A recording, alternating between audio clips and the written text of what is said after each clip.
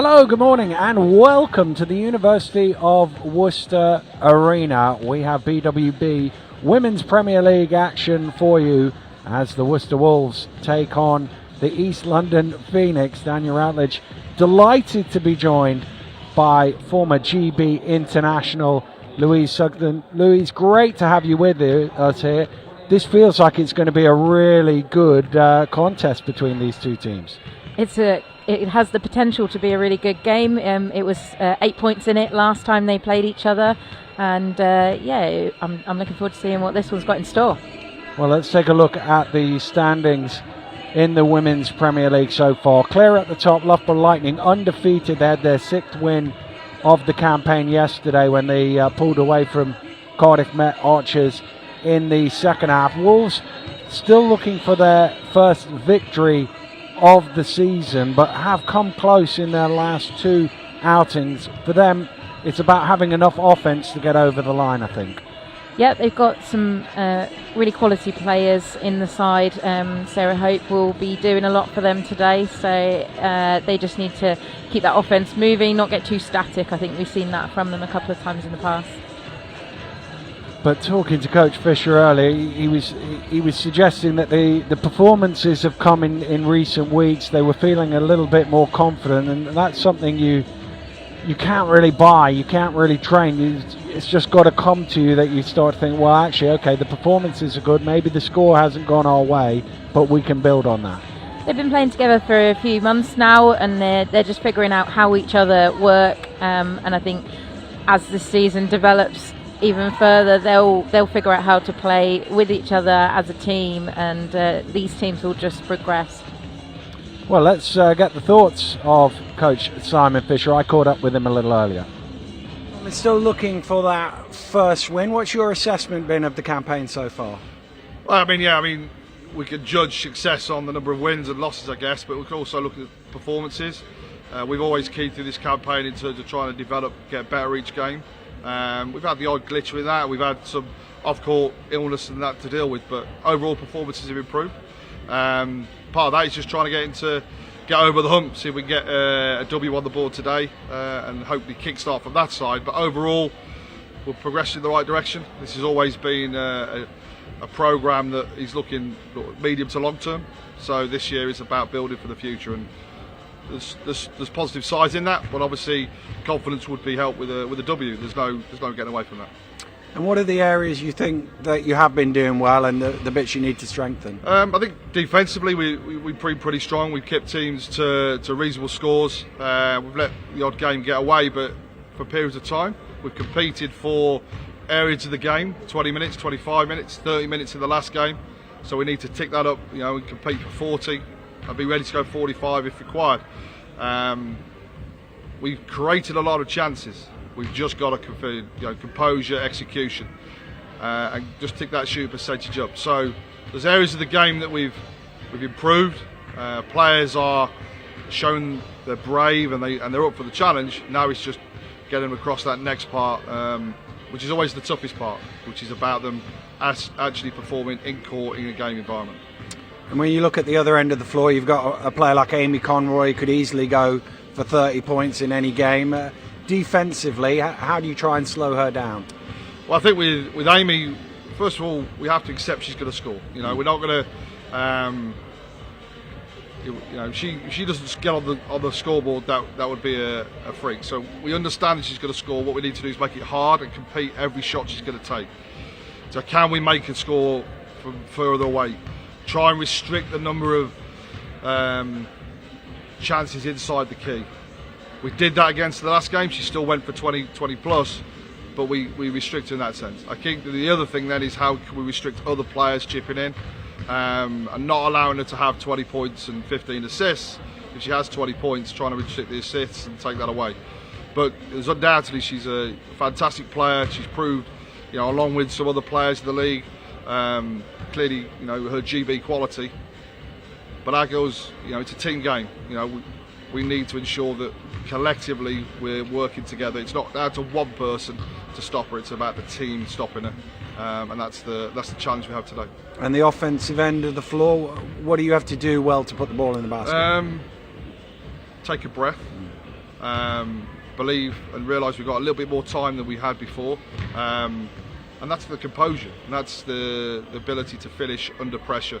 I think we need to get our organisation right, get the right ball to the right person at the right time, and the other thing is not to overcomplicate it. So if something's working, let's just stick with it, let's just keep going with it, and I think it's get the girls to understand that, you know, basketball can be a very complicated game. I'm trying to keep it simple for them. Do what you do it well, trust others to do that. If we can do that more often than not, then again, performance. Last game I think we had almost a winning performance without the result. Today we're hoping obviously to get both. Good luck in the game. Thanks. Thank you.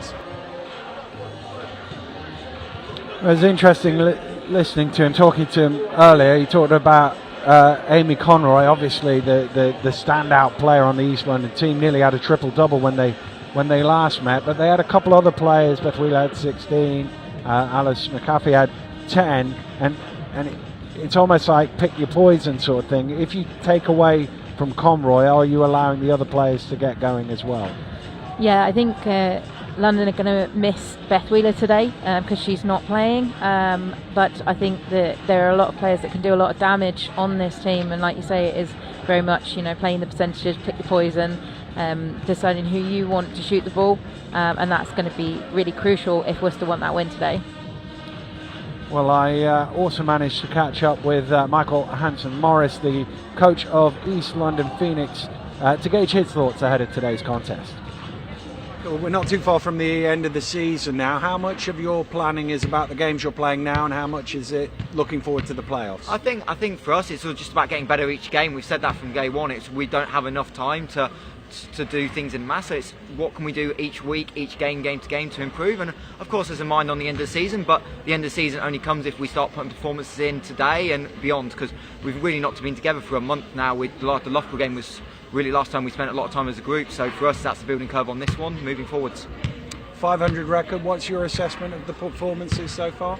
I think we've done really well. I think with the lack of prep we've had, certainly in the pre-season, adding people late, we've had difficulties. I think the three losses, obviously the Cardiff game was a complete anomaly. We're only having the 5 players available, so that's understandable. And I think the 2 Loughborough games we've given a really good account of ourselves. And if someone had told me we were up 13 against Loughborough, I would have taken it before the game. Obviously we didn't finish it out, but I think that's a really positive sign for the growth of this group, and we're starting to get some contributions all across the roster, which is really important for us. And this Worcester team, you've seen them before, what do you make of them? I mean, they're talented, they're tough, and it's a typical Simon Fisher team. They don't quit. On paper, every time you feel like you're going to get away from them, they come back with something. If it's Sarah, Jay Lachlan making plays, they can do that, and then each time you just see improvements week on week. And to be honest, I think they're probably closer to 500 if they just made some layups. And they're the ones as a coach you're always talking about taking away, but Worcester getting in good position and just not executing. At some point they will, and they'll make it a real difficult game. So we've got to be on our best performance and really grow. If not, we'll get caught out if we're not careful. And what is the aspects of the game that you'll be telling the team beforehand? We have to do this well to win the game. I think turnovers are a big thing. We're up and down. We start to make some progress. And last time we came here, we had 25 turnovers, which frankly isn't good enough at this level. And then I think we want to play a little bit more up tempo at times this season. I think when we really went through the Loughborough tape, and even at times against Cardiff, when we pushed the tempo and we cross and transition effectively, we're really good. So can we do that more consistently? Good luck in the game. Thanks Stan.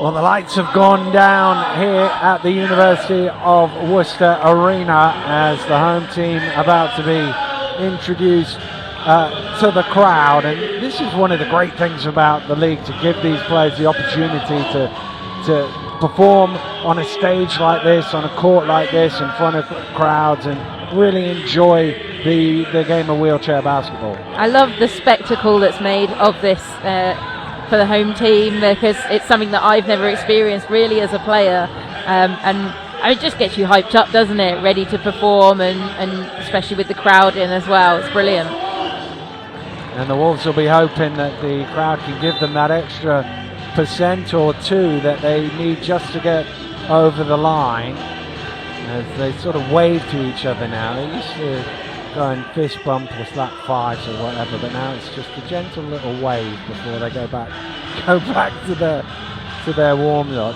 Let's take a look at the team rosters for today's game, and we will start with the home team, Worcester Wolves. And the one thing they've struggled a little bit with this year is point scoring. So when they played the Phoenix last, scored 42 points. Top scorers had 12 in Jade Loughlin and Sarah Hope. And if they could find somebody to turn that 12 into a 20, or maybe get another 10, 12 from somewhere else, they can put the sort of number on the board that can win a game. They do. They have the potential. They have a lot of players that are young, up and coming, and I think if one of those players could stamp their mark on a game, it could really make a difference for Wolves today. And obviously the experience of somebody like Sarah Hope as well, they'll be hoping she can have a big game for them. And at the other end of the floor, if we take a look at the East London Phoenix lineup, it's pretty hard to look past Amy Conroy, given her ability to put the ball in the basket and all the attention that she draws. But there's some other quality players on this lineup as well. Yeah, I think we've seen that as well from Alice McHaffey. She has had performances where she's been scoring well for them, and I think her confidence will just boost. It will just build, and hopefully she can be a player who really steps up for them in this game. And as you say, no Beth Wheeler today. That's a bit of a blow, because she certainly can score for this team. Yeah, and she's been kind of there backing up Amy when they're defending Amy hard. Beth's there, and she's taking those opportunities and she's scoring, and that's what you need from like those secondary players in the team, just taking those opportunities and scoring.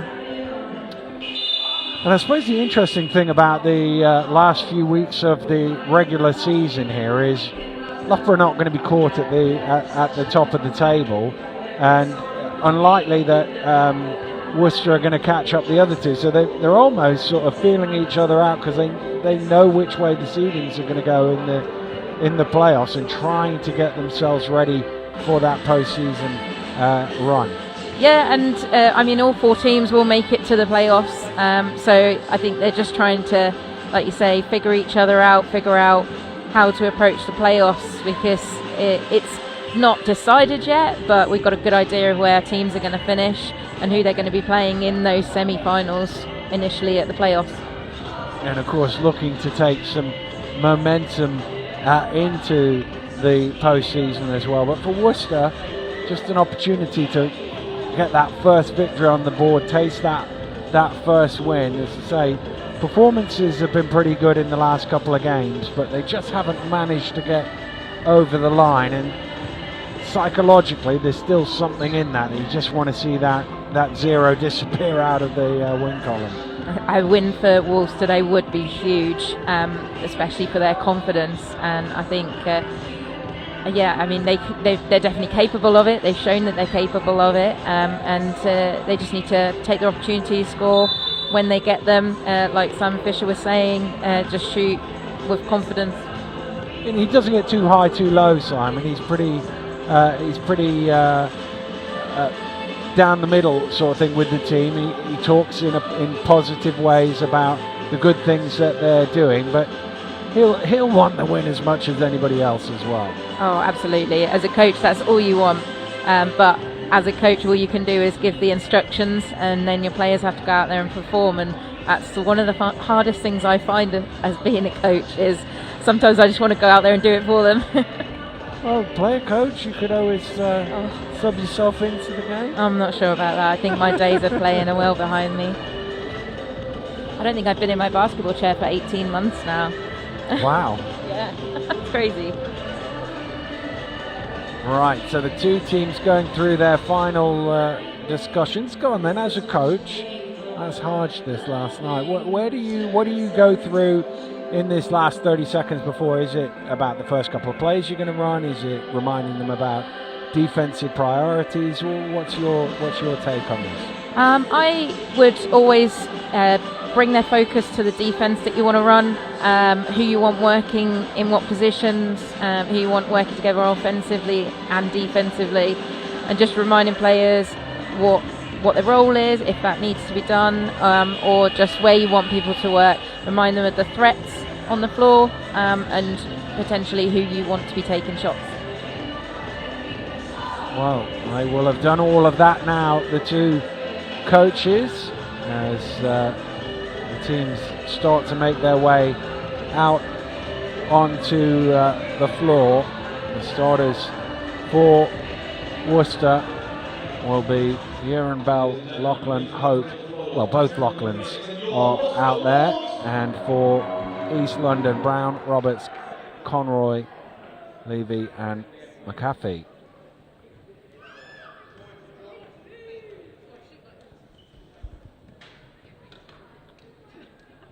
Sarah Hope and Amy Conroy exchanging pleasantries before contesting for the opening possession of the game.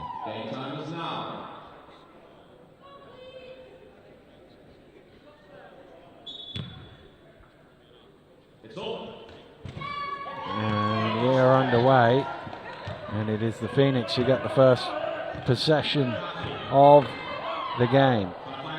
Straight into Conroy, and it's going to be a long afternoon for the Wolves if they can't keep her further away from the basket than that. They're definitely going to have to work harder defensively if they want to try and stop Amy getting those easy shots.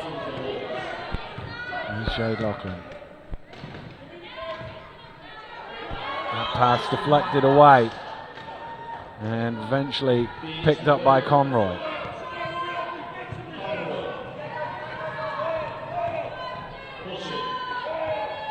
Conroy trying to get inside. Nice little dish off, not quite enough on the shot from Levy.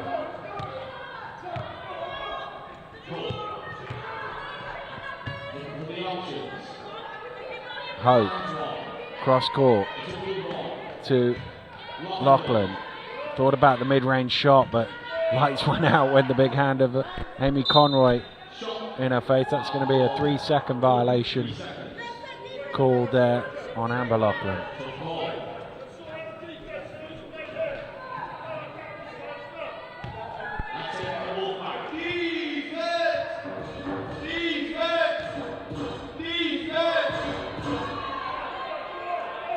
Conroy back up to the high post. Over to Conroy again. Shot clock. That's going to be an offensive foul, I think, on the screen. Yeah, I think there was a backing there to try and make the pick happen, which is what the foul was called on. Brown called for it.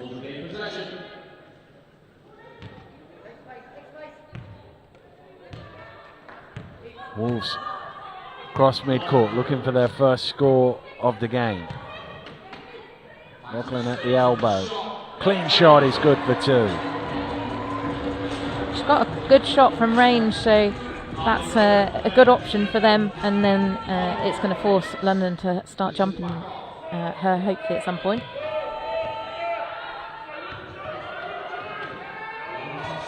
Conroy trying to find some room in the middle. They did a good job that time of blocking the path. The Wolves. Jade Lachlan pulls in the defensive rebound.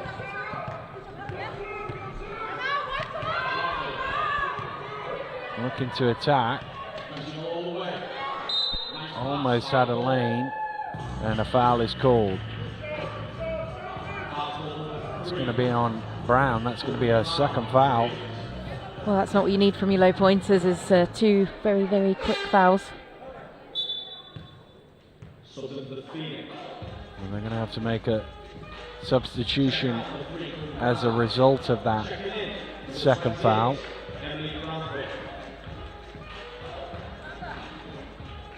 Brantwaite into the game for Brown. Well, that was the right option. Maybe there was a little too much height on the pass from Lachlan, but she did have space, Amber Lachlan, down there.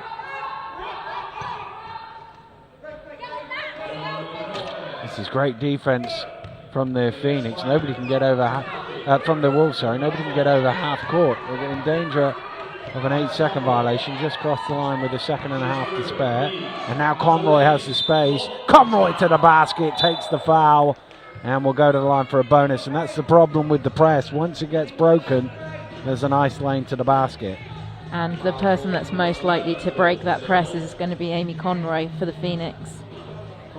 and she's so dangerous once she gets near the basket.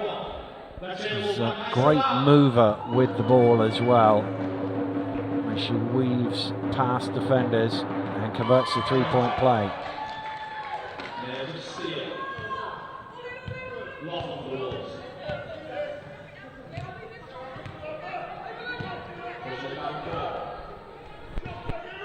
Lachlan. Well, again, they haven't really got out to her. Doesn't knock the shot down this time. A little bit too much pressure, I think, on that one for her. She likes to be a bit more set on her shot. Conroy surveying her options. Now into the low block on a little fade away, Amy Conroy. Fantastic move there by Freya Levy to get Amy Conroy that position. Low pointers never get the recognition. No, it's true. We spend so much time talking about the scorers, but they need to be freed and be found. Here's Conroy.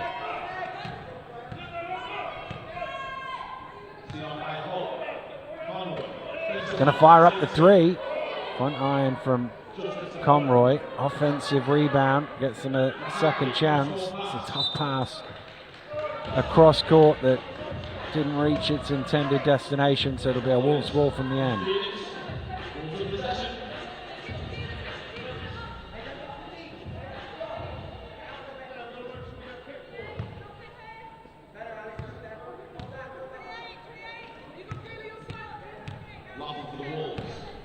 Hey, Lachlan once again running things. Oh, it's a couple of times they haven't really got to her. She didn't make the shot that time, but it's a dangerous game to play to leave her open like that. Yeah, I think she's got a good shot. She just needs to be in the right position for it. They definitely don't want to be leaving her open if they can avoid it. Hope with the defensive rebound. Laughlin's out in transition. Pass just about reached her, but it did slow her down a little bit. It's good recovery from the Phoenix defense in the end.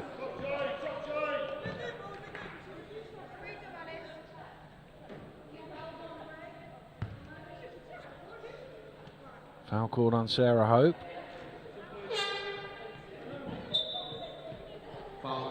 Struggling to get back on her wheels here.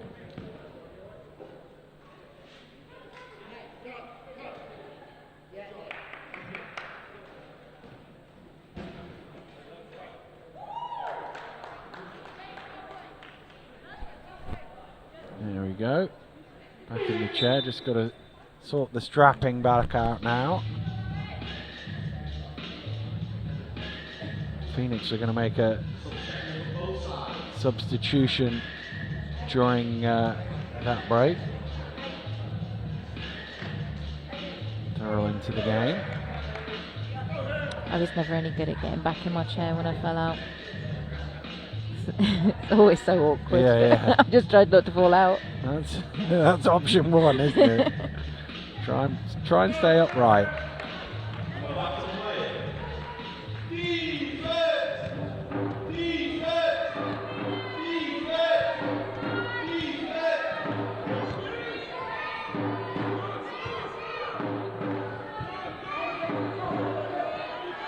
Looking for some options. Nowhere really to go.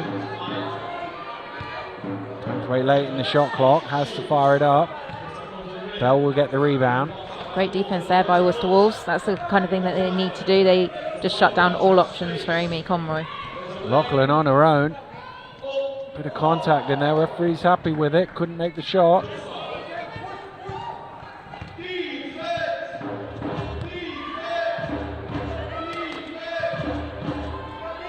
Wade bringing it forward. Cross to Conroy. Nice pass on, but Hope's there to deny a shot getting away. Needs to go up here late in the shot clock. Conroy gets it away on the buzzer. Worcester with the rebound. Maybe a chance in transition here.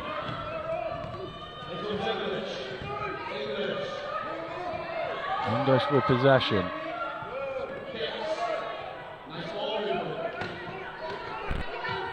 Fraser Around the screen, getting all the way to the hole. Oh, doesn't get the friendly bounce off the ring. Oh, these new basketballs, they don't have much friendly bounce from my experience. That sounds like an excuse for somebody who misses some shots. I tell you.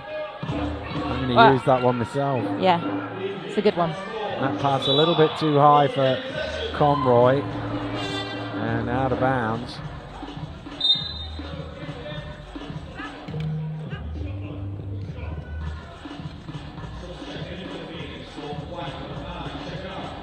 Phoenix making another change with Thornton White coming in.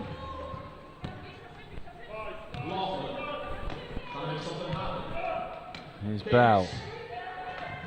Mid-range shot from Bell is good for 2.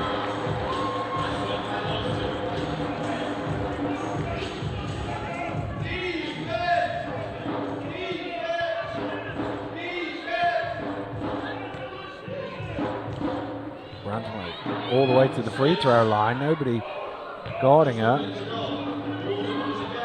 Hope's out in front, they got numbers if they can get the ball forward, and they can.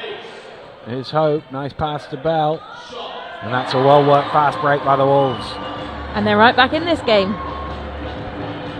Certainly a couple of scores makes it a 1-point game. And that's one of the things when you're struggling to get a big number on the board, if you can get few leak outs, some points in transition, really helps the scoreboard tick. That's way off the mark. And Phoenix just aren't converting right now.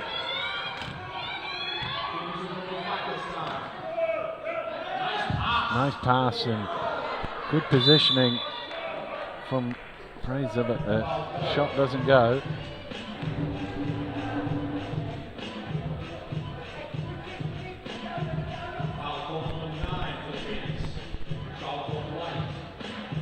Foul on the rebound from Thornton White.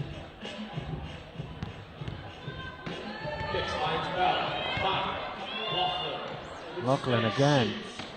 Almost tempting it to shoot. They've given her that many looks. Conroy trying to use her pace. Forced into the corner though. It's a nice pass.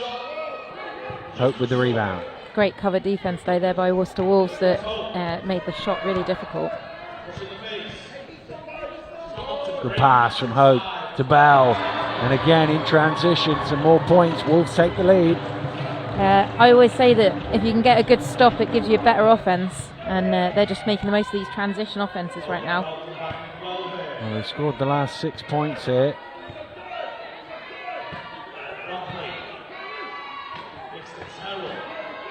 Brantwaite with the room and stops that run.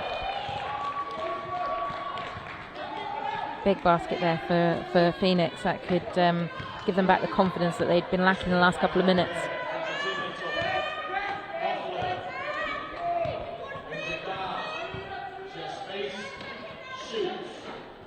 Well, Lackland's not really managed to find a rhythm after making the first shot she took, as Hope gets some second chance points to put the Wolves ahead.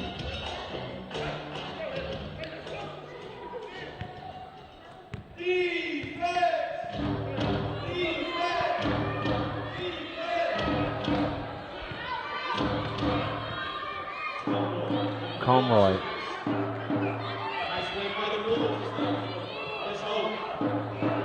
Conroy gets it back. Again, shot clock getting low. She has to fire up. It's off the mark. Hope with the rebound.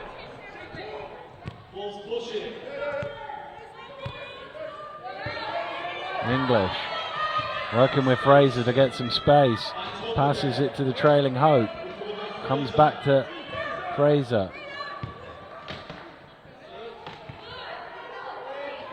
Fraser with the shot off the ring.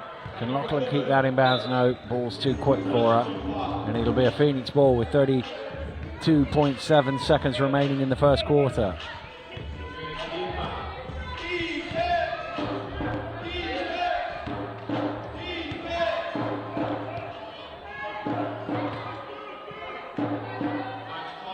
Conroy sets herself for the shot. Again, Hope gets her hands on the rebound. So 5th board of the game. Hope pulls up and knocks the shot. And that will do it. Well, they were off to a slow start in that first quarter. The Worcester Wolves, they scored 2 points in, I think it was the first 6 minutes, but 10 in the last 4 has given them the lead here. Yeah, they've done a really good job defensively, and I think that's really just then transferred into their offense. What they're doing is they're putting 3 players on Amy Conroy's side and actually almost leaving someone open. So it's quite difficult to get the space for Phoenix. They need to open things up a little bit more and leave a bit more space to make the most of that extra player. And as you were saying, if you can get stops, secure the defensive rebound, obviously, it gives you a chance to attack before they can set up their defense. And they've had a number of points in transition or semi-transition where they've been able to keep that scoreboard ticking, and that's so important for a team that doesn't score a ton of points in the half court. They have been doing a really good job of crossing in the mid-court and just getting people out of the play, pushing the floor really hard. They look like they want this more right now, Wolves. And at the other end of the floor, the Phoenix, I mean, we talk about Conroy, she's got 7 of the 9 points, but as you already pointed out, they've made it difficult for her just to get a look at the basket. So they've got to find some other way of scoring right now just to put the pressure on. If 1 or 2 of the others can start scoring, then they can't focus all their defense on Conroy. Yeah, they are. They have players that have the potential to score within the Phoenix lineup, but they're looking hesitant. They're just wanting Amy to do it all, and somebody needs to step up and be the one that scores those points when she's got so much pressure on her. Well, possession arrow favouring the Wolves to start the second quarter, and Bell will inbound to Hope. Lachlan gets to the elbow and knocks down the shot. Well, she hit her first one of the first quarter, knocks down her first shot of the second quarter as well. Maybe all on her own. Hope again with the rebound, her 6th.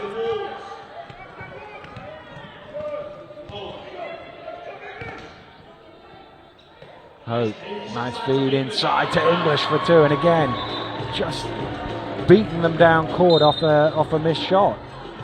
And just absolutely nailing their layups today. I mean, you should nail your layups, but that doesn't necessarily mean you're gonna. Well, they were 7-2 down, the Wolves. What, about 4.5 minutes ago in playing time. And they've outscored the Phoenix 14 points to 2 since then.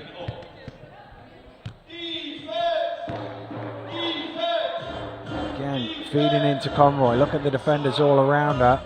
That doesn't mean they can stop her, though. That pass was fantastic. She had to absolutely thread that needle. And then the finish. Well, only Amy Conroy can do things like that.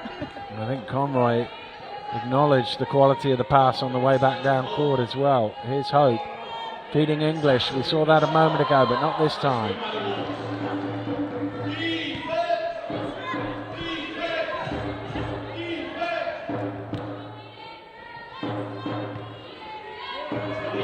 Levy working with Conroy. Tipped inside to Brown. A little deep there. Just got the shot away there in time for 2 points.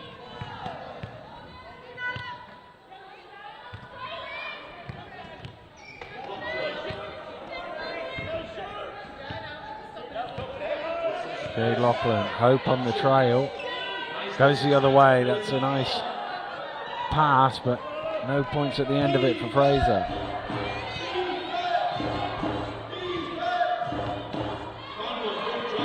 Conroy stopped by Fraser.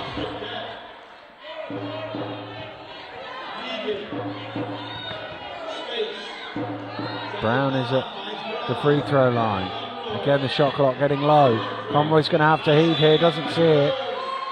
And it's a 24-second violation against the Phoenix. I think what Phoenix are missing right now is a ball handler. Amy Conroy's having to do it all, and she's so much more dangerous when she's not got the ball in her hands and she can just make those cuts through the key.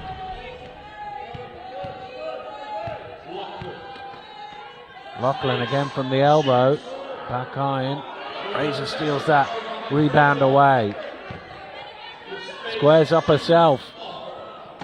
Hope trying to pull it away for the Wolves, and that will be a held ball. Possession arrow going the way of East London.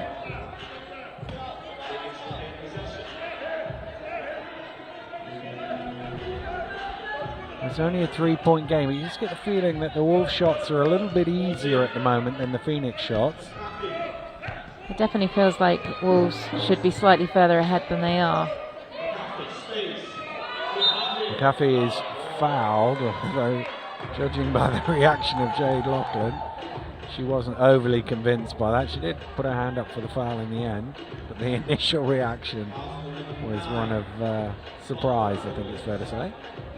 Yeah, I thought it was a foul, so I wasn't that surprised, but she clearly thought it was cleaner than it was. Referees nobbled you before the game, didn't they? That was one of my favourite tactics, was to chat with the refs before a match, get them on side. Yeah.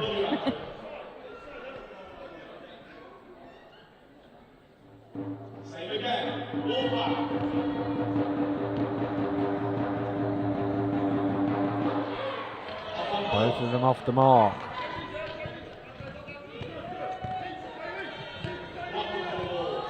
Lachlan bringing it forward. Oh, loses it. Able to get the ball back. In a slightly awkward spot here. Gets some help from Hope. Nice pass inside and a good basket from Fraser. Could easily have turned that ball over at the half court, but they end up with 2 more on the board.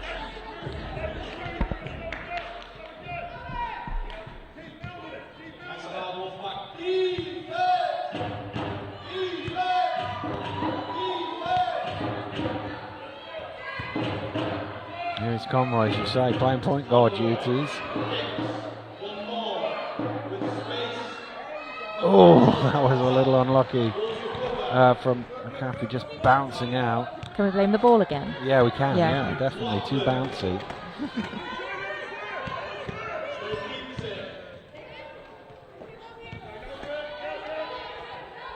Bell, mid-range shot off the mark. Fraser on the offensive glass, deflected away and deflected off Fraser on the way out for an East London ball.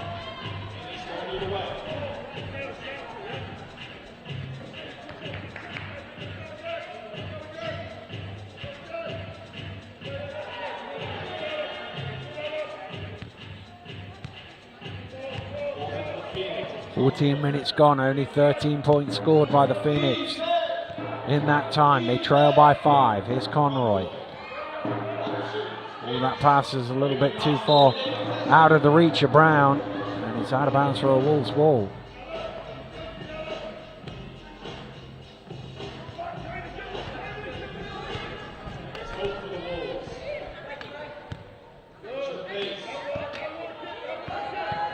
Hope down into the corner. She's going to take the shot. Sarah Hope all string. Playing a different role to normal, but she's hit 2 from outside today, I think, so far. Great shooting from her. Well, she is a perfect 3 for 3 for her 6 points. Also has 6 rebounds and 4 assists. Definitely key part of what they're doing so far. She does have a couple of fouls, but she's played the game pretty well since picking up that second foul. But they certainly would love to get to halftime with her still on 2 fouls, and Coach Hanson Morris calling a timeout with his Phoenix side trailing by 7, and it's presumably at the offensive end of the floor that he's got the most concerns at the moment. I think so, yeah. I personally, as a coach, I'd be trying to get someone else to ball handle, because the easy points that Phoenix have got have been when Amy's not had the ball in her hands, and she can just beat anyone one-on-one on the floor. So if they can get the ball out of her hands, then it just gives her that attacking opportunity.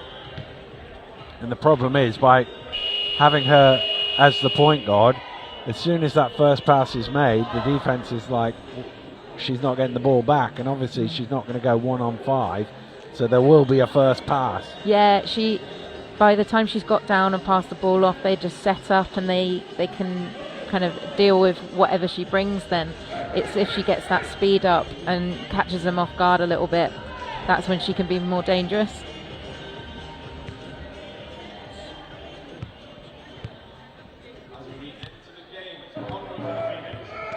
Here's Conroy. Brantwaite at the free throw line. Caffey in close, hands waving in her face. Ball bounces once again to Hope. She's been like a magnet on that defensive glass. Tapped away by Conroy from English. It will remain a Wolves possession.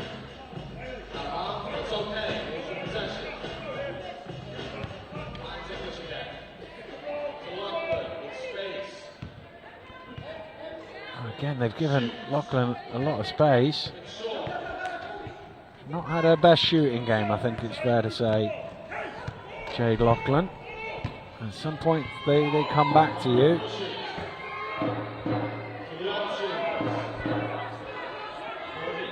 But shooters will find their rhythm eventually in a game.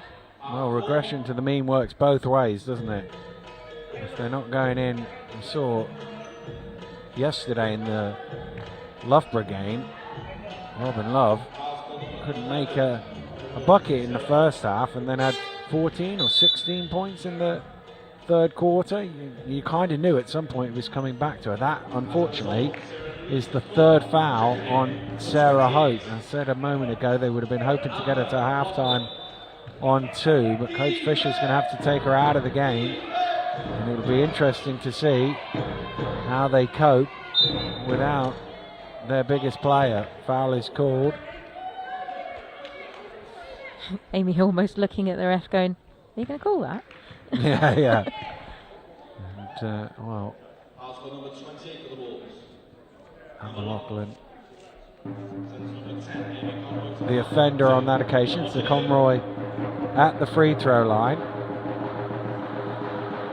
Back iron on the first.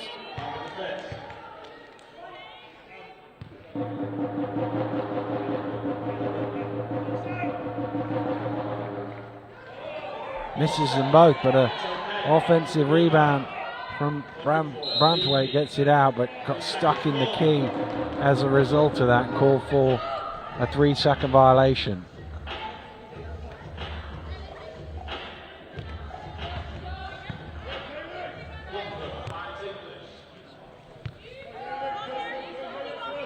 Here's English. Oh, that's an unfortunate bounce of the ball. And out of bounds for the Wolves. And Coach Fisher going to call a timeout here with 4.5 minutes to go in the first half. His team lead by 7. And he's, I think, just going to be trying to plot a course to get themselves to halftime with something like a 7-point lead that they hold now, with Sarah Hope on the sidelines in foul trouble. Definitely, if I was coaching Phoenix right now, I'd be saying to them, their best players off the floor, you need to take advantage of this situation and just attack them and stop them. Like, really strong defense, and they might not have any options. So yeah, definitely an opportunity for Phoenix to put some points on the board if they can make the most of it. And the other thing is to crash the rebounds as well, because Sarah Hope has half of all of the defensive rebounds that the Wolves have had in the first half, so there might be a few offensive boards out there if your shots aren't dropping. Yeah, I mean, Wolves have still got some height on the floor, so I think that they still have a chance of getting a good amount of defensive rebounds. But yeah, it's an opportunity. I mean, with Amy Conroy on the floor, it's always an opportunity. Indeed. Team's coming back out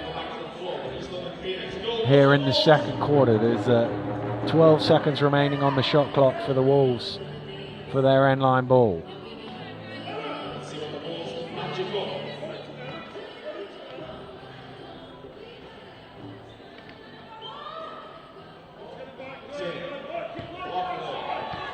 There's Jade Loughlin. Front line on that one.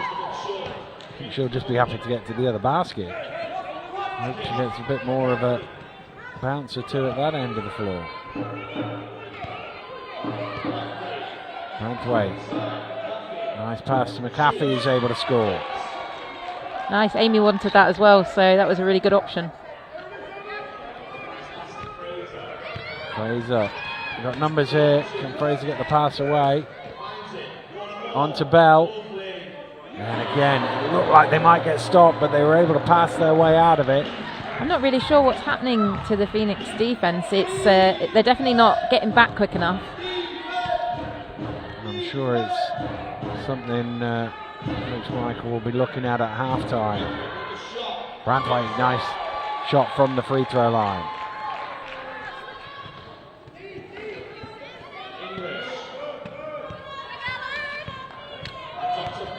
Bell trying to turn the speed up there. Takes the pass. Branthwaite, a little high that for Amber Loughlin and out of bounds.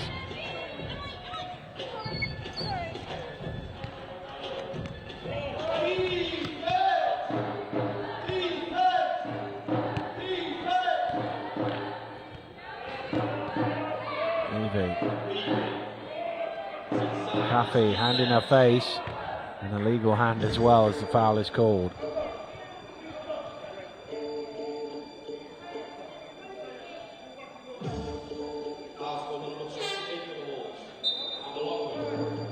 Second personal foul on Amber Loughlin.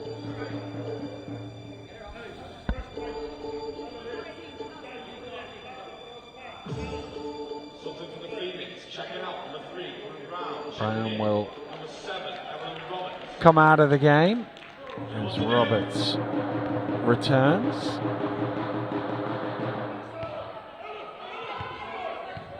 One man, one drum. Andrew's doing it.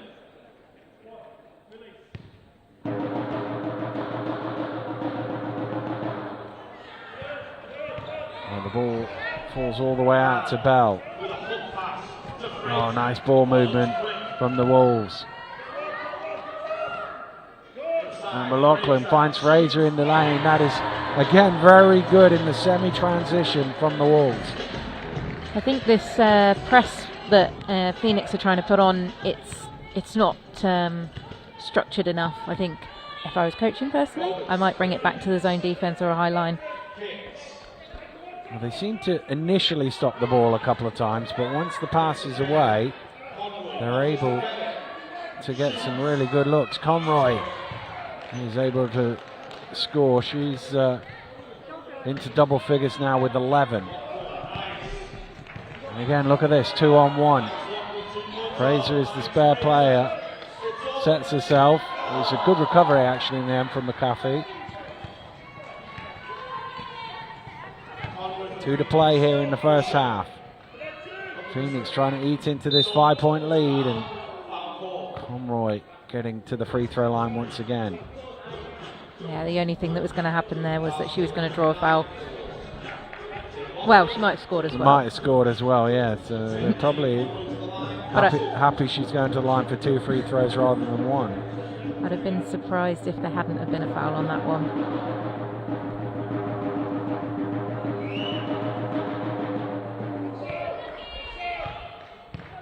Yeah.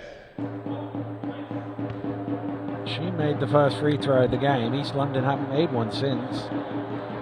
And that continues, but another offensive rebound. And Jade Loughlin gets it at the second attempt. Bell is out in front, but the pressure on the ball means the pass can't get down court. Now it does find its way in the direction of Bell, but deflected back. And they do turn it over.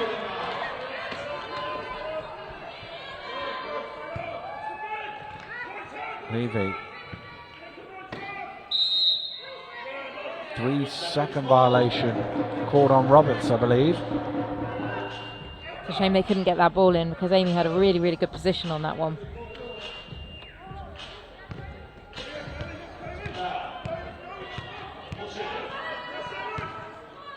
And again, they've got 3-on-2 here. That's great ball movement by the Wolves to take advantage of the extra player. I think they're gambling that they can stop the ball before it gets down that far, but the gamble's not really paying off right now, is it? Not at all, is it?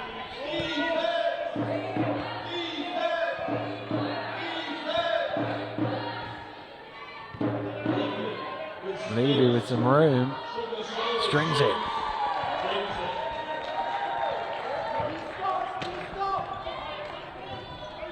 Well, 45 seconds to go. Wolves only lead by 5, despite it feeling like they've been the better team here through the first 20 minutes.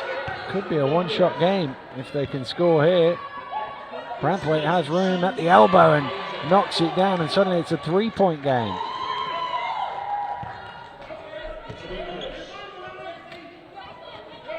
Wolves find Fraser out in front.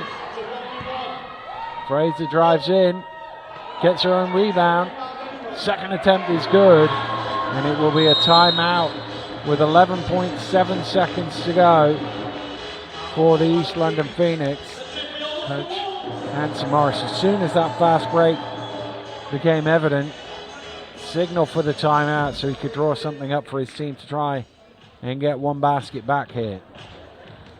I think Wolves have had a really good spell, especially considering Sarah Hope's not been on the floor for the last few minutes. They've played some really good basketball, and they've had struggled to get it over a couple of times, but when they have, they had numbers every time. Well, it was just under 5 minutes ago when she picked up that third foul, Sarah Hope, and I think they led by 7 at the time. So if they can get a stop here, you've only lost 2 points in that time. You take that. I mean, it's a weird old game that it feels like the Wolves have been the better team, but the scoreboard doesn't really reflect that, and that would be the worry for Coach Fisher, is if East London can find a bit of rhythm in the second half, suddenly that lead can disappear. It definitely feels like their points have been easier than Phoenix at the moment, especially in this last quarter. And I mean, they've been working hard for it. They're playing well. And like I said, without Sarah Hope on the floor, I think you're right. I think they'd take that maybe being down by 5, up by 5 rather than 7. So I think it's been a really good phase for them. Well, they'll try and get one more stop here to make sure it is a 5-point lead at halftime. Ooh, Roberts has lost it, and it's out of play. It's a Phoenix ball, 2.5 seconds on the clock. And Coach Fisher is like, make sure Conroy doesn't get the ball. Don't let her get close to the basket. McCaffrey's going to fire up the 3, trying to bank it in. But that will do it for the first half, where the Worcester Wolves have a 5-point lead, 28 points to 23 as we go into the interval. And again, as I said, Worcester definitely been good value for it, and I just wonder if they feel like maybe they should have a few more points in the bank, and then conversely East London will feel, okay, we haven't had our best 20 minutes of basketball, but we're only down 5. Definitely, I think Phoenix have another level that they can play at. They're definitely not playing at it at the moment. Wolves should be up by more than they are right now. It's a real shame they haven't been able to convert on some of them, but I think they're playing really well. I suppose the one thing you would say from a Wolves point of view, we come into this game, we know Amy Conroy is the major threat. You know she's going to get 20 because, you know, that's an average game for her. What you want to do is try and stop her getting 30, and as Coach Fisher said beforehand, to keep her assists to a low number as well, so that she's not creating for others. No assists for Conroy in that first half. Only 9 shots. They've done a good job of, once the ball is out of Conroy's hands, not letting it come back. Try and let the other players beat you. They're definitely overplaying her defensively, making sure that she just can't get into the key. Any shots that she's had have been really, really difficult, except for 1 or 2 where she's not had the ball initially, and she's made a cut and the ball's come into her. I think she could be a lot more dangerous if she wasn't having to ball handle as well. And I wonder if there's someone else on the Phoenix side that can take up that responsibility. And from the Wolves' point of view, we talked about their challenges this year in terms of putting the ball in the basket. Those 3-on-2 fast breaks, 2-on-1 fast breaks that we've seen, those transition points that they've picked up, even when it looked like they might have stalled at the halfway, they've found a way out of it.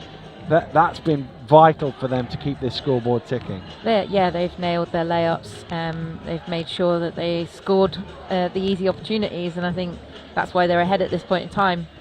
It's been a really, really positive game for them, I think, and it'll be interesting to see what happens in this second half, and if they can come out with that intent again, or whether Phoenix will come out of the half-time and be just firing and will take the lead early.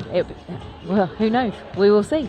We will see. It's very much in the balance here at the University of Worcester Arena. Well, some of the big news of the week is the international retirement of Sarah Hope.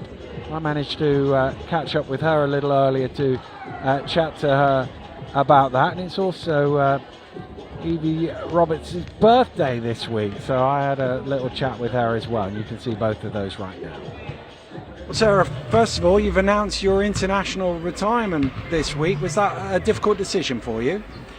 Yeah, I mean, I think I always knew it was the right time, but it's still hard because it's been such a great few years.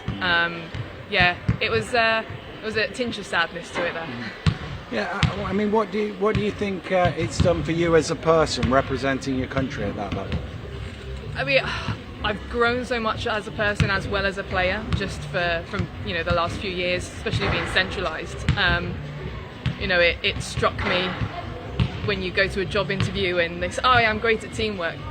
I didn't realise what teamwork was until I was part of a team like GB. That really does sort of change you in understanding what it takes to win. And what are the memories that you take away from your time with Great Britain, the sort of highs that you enjoyed the most? I don't think there's been like one big highlight of my career, because the best moments are always those little ones, the ones celebrating with your teammates, ones where someone finally gets that winning shot or nails a move that they've been trying to practice on. It's the smaller, more intimate moments that are always those highlights for me. Yeah, in some ways, the stuff on court everybody can see, but it's the teammates and the lifelong friendships you make through the thing that you probably will remember in years to come. Exactly, yeah. And bringing it back now to Worcester, you're going to focus on the team. How do you think the season has gone for you guys? This season has been very much about developing. I think we had a strong first game against an even stronger team. But since then, we've just been getting better and better and better as a team, the more that we've been able to train together and play together. So I'm really excited to see what we can do today. I think this is a really good opportunity for us, considering how close the score was last time we played. So I'm really hopeful for today. You've not had the wins to show for the performances so far. Has that dampened morale in any way, or have you been able to see the performance and think we played well there, we've just not got the scoreline? I think at the beginning, perhaps. I think the last 2 games where the players really come together, the scoreline has been a lot closer. I think you can really tell the feeling with the players has changed. People are a lot more determined because they can see that win is so close. It's within reach, I think. And playing here at Worcester in front of the home fans must be a boost for you guys. Oh yeah, we always like playing here, best arena. Excellent. Well, thanks a lot for talking to us. Good luck in your international retirement, but we're excited to see you out there in the domestic game. Thanks very much. Cheers. Thank you. Cheers. Well, first of all, happy birthday, your birthday yesterday and game day today. You'll be hoping for a good performance, no doubt. Yeah, definitely. Certainly a reason to celebrate too, which is really good. And to be in Worcester as well is perfect. So we're really excited. And looking at the team this season, how do you think you've come together as a group? Yeah, I think our group dynamics have been excellent. I think we've really gelled as a team, and throughout the years of playing, we've certainly played together with each other before. So it's good to come together as one and kind of be a team and get playing, really. And it's a really great opportunity for players, this new Women's Premier League this season, not just for this year, but looking forward into the future as well. Yeah, certainly. I think it's a brilliant thing for women's sport, and to get that representation as well with disabled females, and really to showcase a sport that we love and we've been playing for years. And I think it's going to be a really good thing for women's sport and for the future too. And gives an opportunity for some younger players to play with some experienced players as well. Yeah, for sure, just so that they can kind of see the standard moving forward and what it's like to be a part of an elite programme and the type of thing that you're expected to do, like nutrition, and it just helps with the transition too, in terms of going from training once a week to training 3 times a week, for example. And also the chance to give the game visibly out to people, give them a chance to watch the game. And there should be good crowding. You've obviously experienced home games as well. How's that been? Yeah, really good. It's been good to have a home crowd, certainly, and everybody coming along to support. I think it's great to see the sport showcased on a wider level, because it's a sport that we all know and love, and certainly is exciting and ferocious, and it's good for people to access that. And certainly big thanks to the crowd that come, because it's all part of the bigger picture to build it, but also to showcase the sport to everybody to see it, because anybody can play it, and I'd certainly recommend it as well. And 6 games into the season, how would you assess the Phoenix campaign? Yeah, it's been good. It's been really good. I think we found our ground early on, which is really positive. I think as a team we really gelled, and we just know how to play. We know our strengths and weaknesses, and we control the things that we can control, and that's being positive, being loud, making digs, and hopefully we can drop those baskets today and show you what we're all about.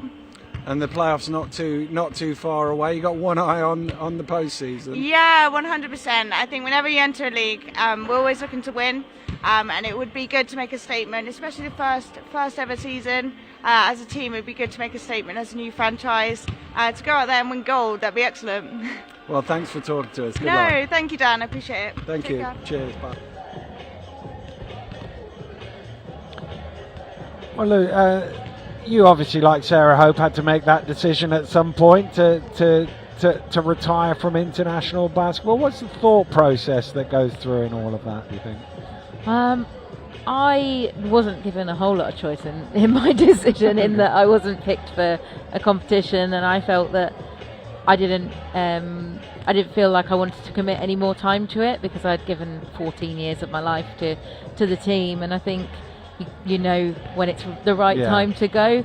And Sarah's been fantastic for the international game, and it's a shame to see it go, but yeah, I know how she feels, and you just got to call time when you feel like it's the right time to go.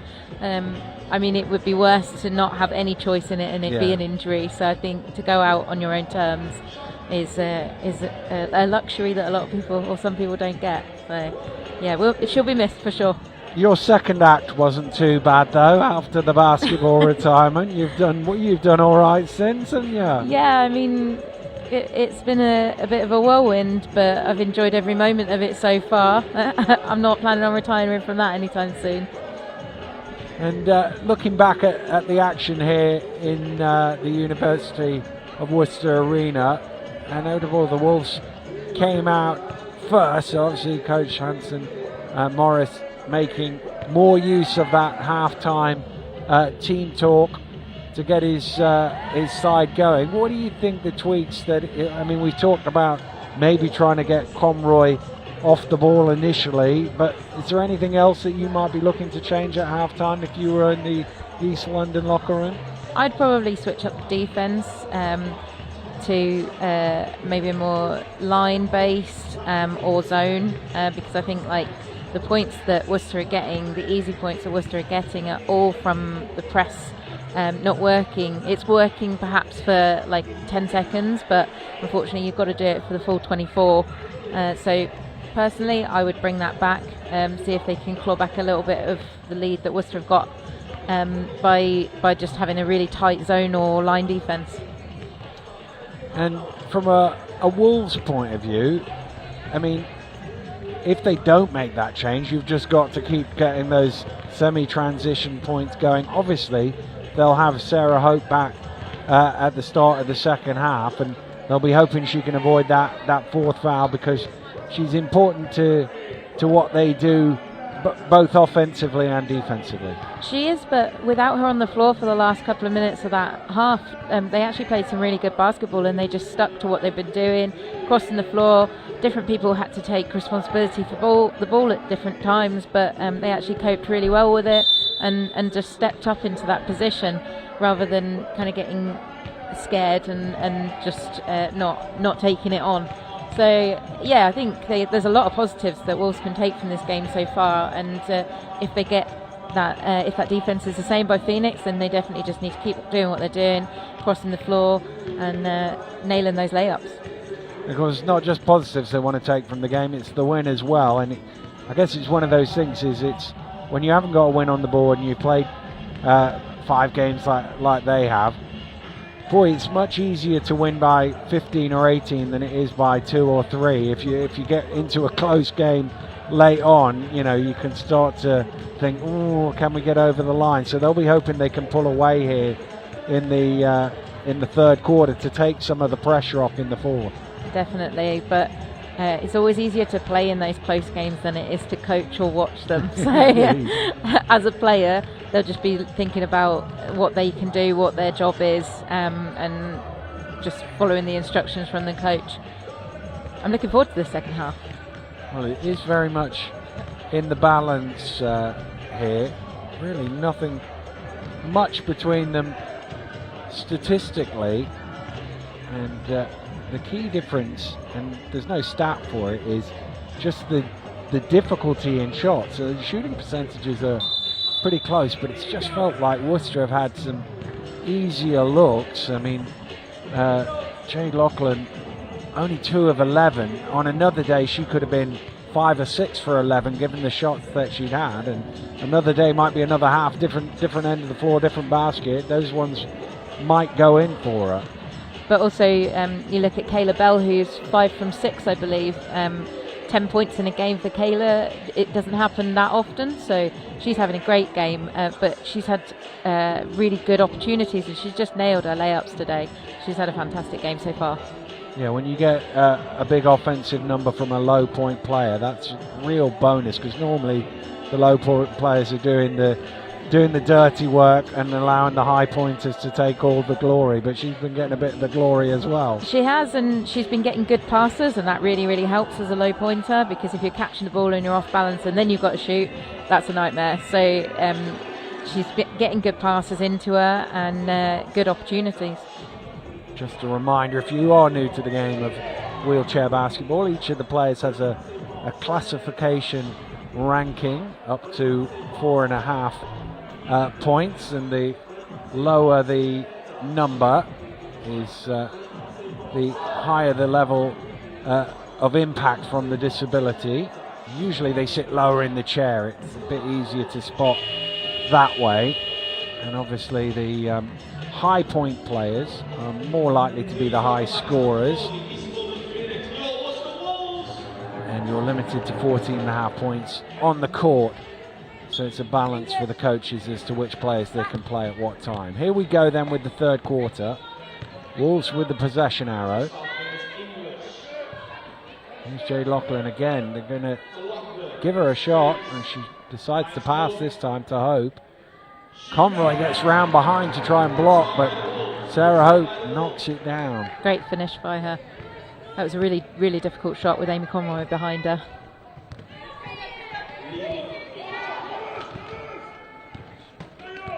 Well, 7 points the lead. That's as big an advantage as they've had in the whole game. Can they get any further away? Shot clock ticking down here on the Phoenix. Conroy with the offensive rebound, and that's a guaranteed 2 points there.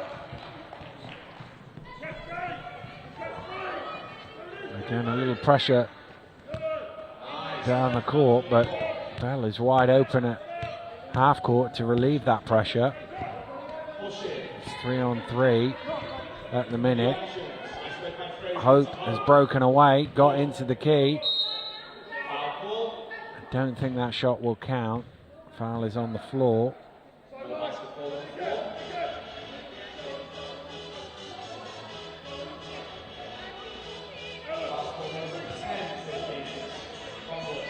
First foul of the game on Conroy.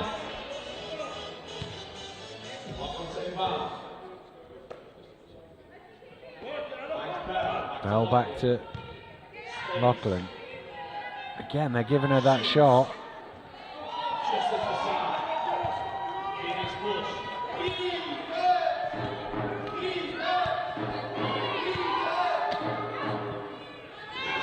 Good hands from Lachlan to knock that loose. Can she keep it in play? Not quite.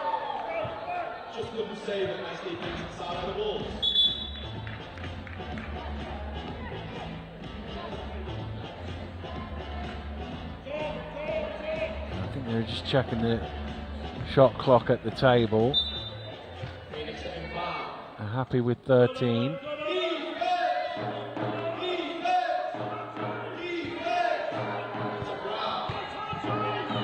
Brown. 5 on the shot clock.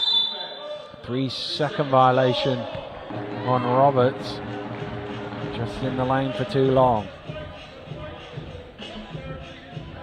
Yeah, they've had a few of those today, Phoenix. Bit sloppy, but it happens. Certainly does. Here's Jay Lachlan. Pressured by Conroy. Gets the pass away. What a great pass it is, but too much on the layup from Fraser. Oh, it was a great pass. It's a real shame she didn't finish that one. Fraser would like that one back. Stolen away by Hope.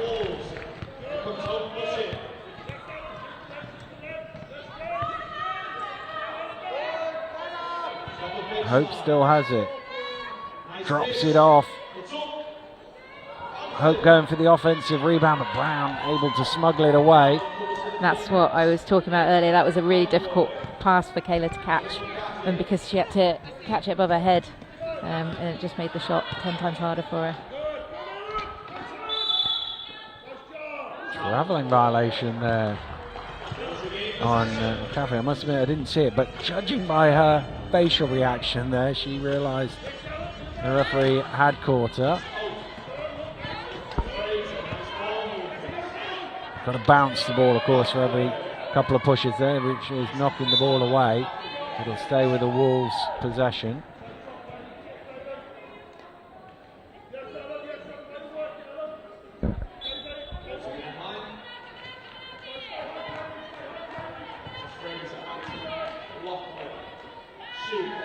Lachlan this time knocks the shot down.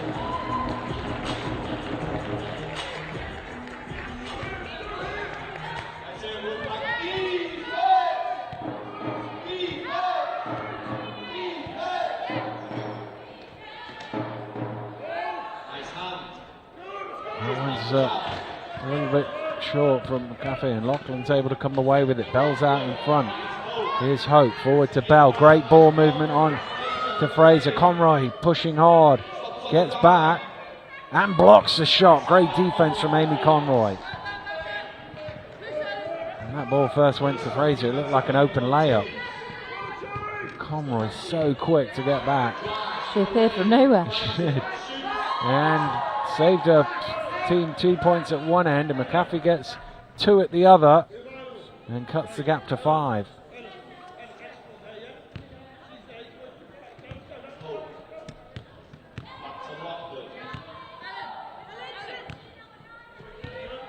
I think he heard what I said about their defense.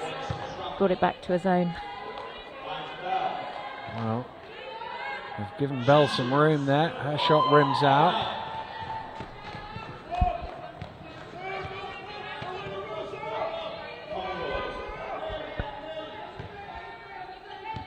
Conroy.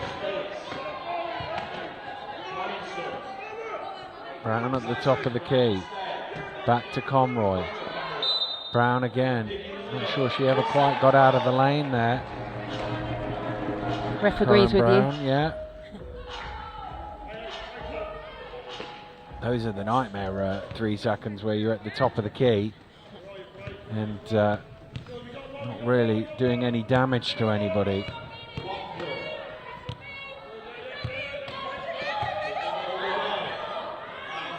Jade Locklear, that's a great catch from Sarah Hope, and the finish. Yeah, it just looked like that pass was going to get away from her for a second there, but she did a great job with that. Sticky hands there, the ball stayed with her, and she's into double figures now with 10. Hasn't missed a single shot in the game, Sarah Hope. Here's Conroy, and that little fadeaway is automatic for her. I thought she was lucky to get away with a 3-second violation there. It's the advantage of going backwards, you see. It looks like you're coming out of the lane. Auckland. Fraser recycles back up to the top to English. Bell, late in the shot clock, has Conroy in front of her. That's a tough matchup, but gets it to Hope. Hope has her first missed shot of the game.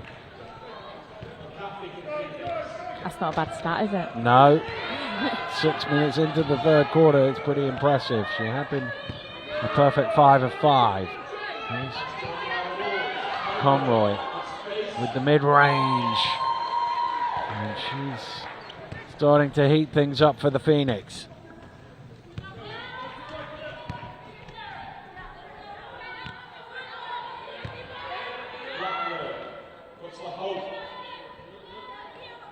Hope back to Lachlan. Bell needs to go up here. Fraser has to shoot on the shot clock buzzer and gets the roll. Nice little buzzer beater. She's into double figures now as well with 10.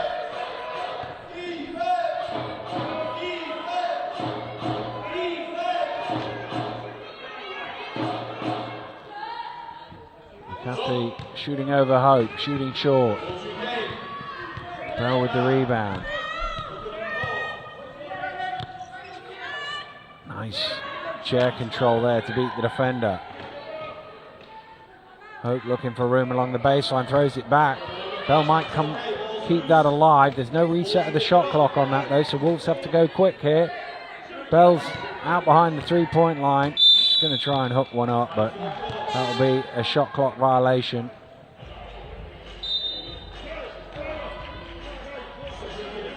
Yeah, Amy Conroy saw exactly what was going to happen there, and she wasn't letting that happen. Lights went out really. Big hands of Conroy coming out there. Substitution going on. Some confusion as to who's coming in or coming out, and I think Coach Hanson Morris maybe called a timeout to do the maths on the lineup there. I think as they were coming out, they weren't quite sure who was going to be on court. So rather than get into trouble by putting more than 14.5 points on the court, he called a timeout. Yeah, I'm not sure what's going on there actually. It does look like there's a lot of points in that lineup, so not quite sure if it's legal or not.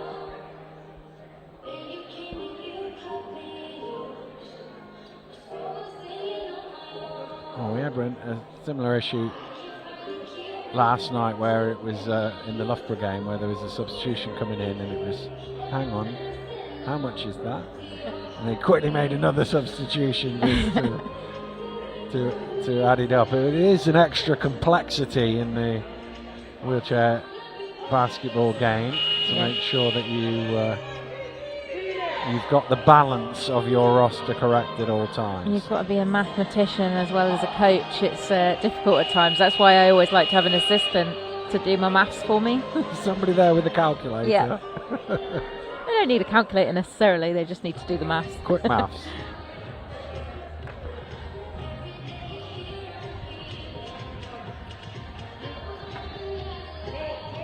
Oh, they've obviously got it right now, and we can get back underway.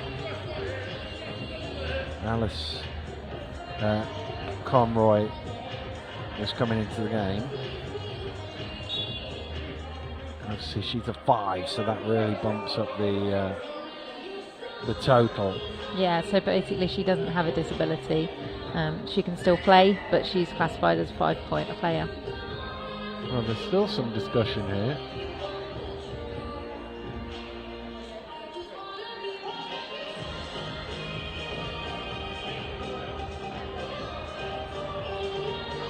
Well, Corinne Brown will leave the game.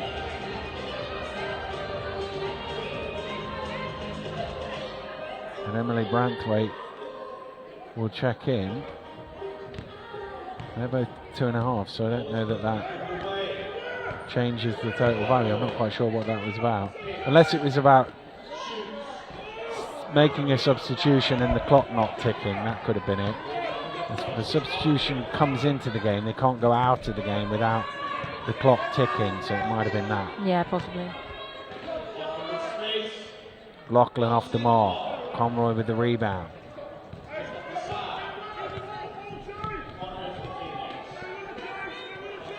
Amy Conroy coming forward, working with Alice. Round it goes to Branthwaite with the shot. He is short.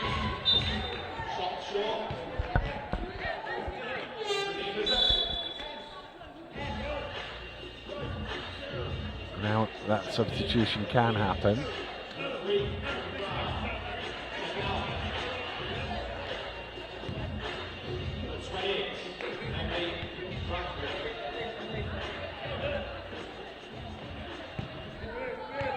Two to play here in the third quarter. Still in the balance between the Wolves and the Phoenix. Worcester, who've led for most of the game, still have a 5-point advantage. They fell behind early, but once they got in front, they haven't relinquished that lead to this point. Amy Conroy.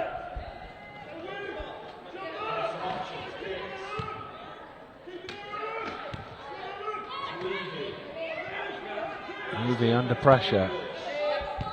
5 on the shot clock. Back to Levy. Conroy got it in an awkward spot there. Did she get the shot away in time? She did. Can't knock it down though. Jay Lachlan. Still going. Inside to Hope. Hope with a hand in her face from Conroy. Off the mark, and that'll be a Phoenix ball. Hope thought she might have been fouled in the process there. Referee's not interested. Levy gets all the way into the key. Off the mark, English with the rebound.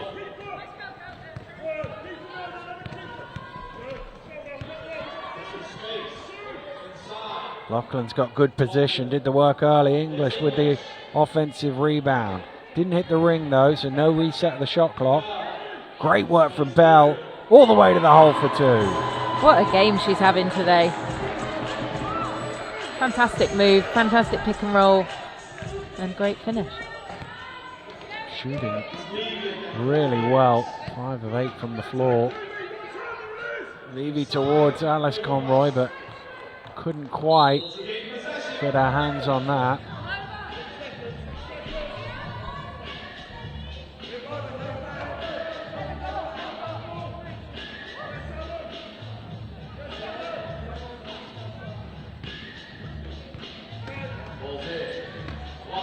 Lachlan to Bell. Oh, their turnover forced by the Phoenix here. But couldn't get the ball away before time expired. Well, they haven't got a win all season, the Worcester Wolves, but they're 10 minutes away from one here, leading still by 7 points in this contest. And every time the Phoenix have made a little run at them, got it down to 4 or 5, there's been a response from the Wolves, but they haven't been able to get away. Yeah, they seem to find these defenses which get the stop, and then they just get a transition from it, and they're pushing the floor much harder than Phoenix are at the moment, and they just look like they want this game more, and fair play to them. They're playing well, and they've come out with the same intensity in this third quarter as they had at the end of the second. So if they can just keep that going through the fourth, then this could be their first win of the season. Well, that's the important thing, isn't it? To keep that going, to not play the clock, not play the scoreboard, but to carry on the way you were. But it's easy for me to sit here and say that. It's a different thing when you start going, oh, but we might get that first win, and things get a little tight in the closing stages. Yeah, they definitely need to not think about the win right now. They just need to keep playing the way they're playing. It will be in the back of their minds, but they just need to close out this last 10 minutes of play. And East London, obviously led by Conroy, has got 17 points and 12 rebounds. Can they get somebody else to consistently score for them in the fourth quarter? Because it's one of those things. 20 points might be enough to win this game in the fourth quarter. 51 might just be about enough to claim the victory. But it's unlikely that Conroy's going to get all 20 of them, so they've got to find something from somewhere else. Yeah, they do need someone to step up and start scoring some points, especially when Wolves are defending Amy Conroy just so heavily. She's just not getting any easy opportunities. I think maybe she's had 2 or 3 in the game, but most have been really tough shots that she's made. Well, it is the Phoenix who will have the possession to start the final quarter here at the University of Worcester Arena. And it's Amy Conroy looking to lead her team. Back to Levy. Conroy wants it, goes to Conroy, and that's exactly why she wanted it. Yeah, she had a height advantage there. Definitely a good option for them.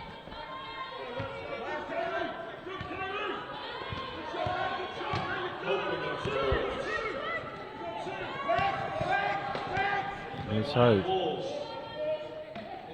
Stolen away by Brown. Conroy's out in front. Pass is not great, but she's able to chase it down. English trying to catch her up, but 2 easy points for Amy Conroy.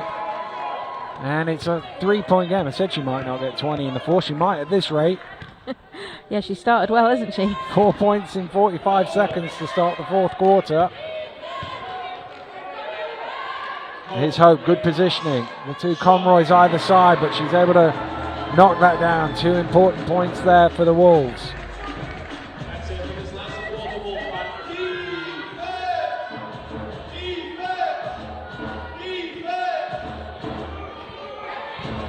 Conroy to Alice Conroy, but in the lane for too long.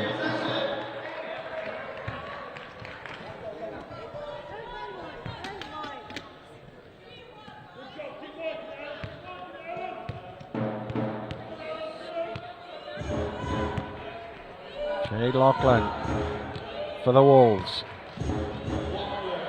Gets into the key. Nice shot from Jade Lachlan. Looked like she shot that through Amy Conroy's hand. Well, 8 points now for her. As you say, Conroy looked like she might get a block on that, but here's Conroy at the other end. Hope trying to put her off and doing well. Gazer with the rebound. English is out in front. Look at Lachlan with the speed. Great fast break from the Worcester Wolves. And they have their biggest lead of the game with 8 minutes to play. English is pushing the floor so hard, and that's what's really getting Wolves some great opportunities at the moment.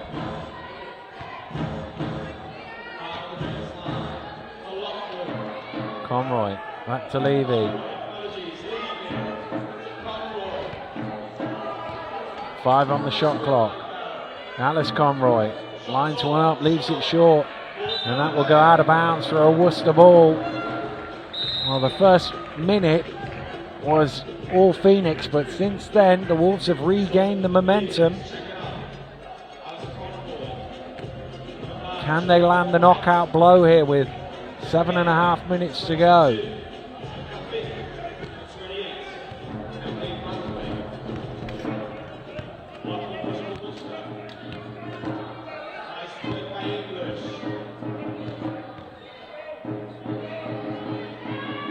Hope gets a good position, great pass as well, and English is there for the score. Fantastic finish by English. She's playing really well right now.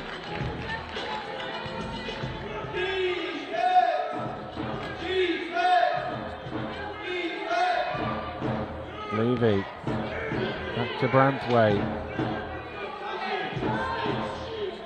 Caffey off the mark.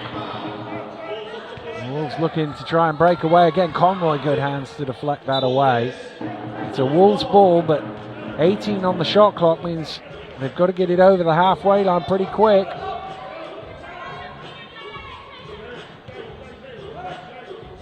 Hope is looking to go for it all in the one pass. Can Lachlan get there? Yes, she can. So that's just. I suppose it was the best way of not getting an 8-second violation. Oof, that pass was not easy for English to pull in there, and it's out of bounds. I wasn't quite sure who the pass was intended for, to be honest with you. It could have been for Fraser. Well, it was sort of betwixt and between, but it ends up with the Phoenix ball. Conroy creating a little space for herself with some help from Brown. No points at the end of it for the Phoenix. English to Hope. Oh, it's an 8-second violation. Didn't quite get that one over the half court in time. From when you gain the ball, you can only take 8 seconds to get into the front court. Now it's a front court possession for the Phoenix, meaning they only get 14 on the shot clock. And they've used half of it already. Haven't really got anywhere. It's going to be a shot clock violation here unless Conroy can heave it up. No, she can't. And that is the one downside in all of that. 14 seconds is not a long time, particularly I think in the wheelchair version of basketball. Even in the running game, 14 catches teams out at times. I didn't hear much communication from the bench either with regards to the time on the clock. I mean, to be fair, the official inbounding the ball right in front of us did say front court possession, only 14. I think that one is just in the back court, so they'll get 24 this time.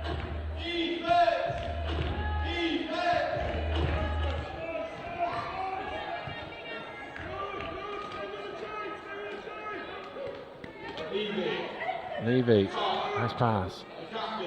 Caffey, hands all around the ball in front and behind. Brown working hard on the offensive glass.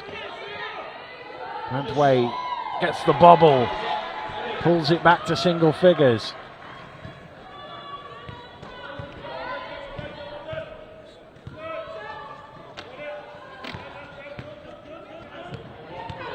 Nice work from Lachlan. Driving all the way. In the end, the defence was able to stop her. That pass not really close enough to Bell for her to be able to reach that. Brown is able to steal it away. Speed of Conroy in the open court. Creates some space for McAfee. Hope got back to make that a difficult shot and grabbed the rebound.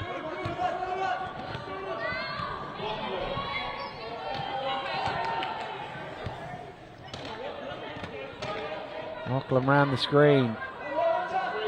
Fraser drops it off to Hope. Players all around her trying to create some room. Shot was blocked in the end. Yeah, there weren't many gaps for her to get that shot off. She worked through all of them, but in the end there weren't really any. And that's another 8-second violation.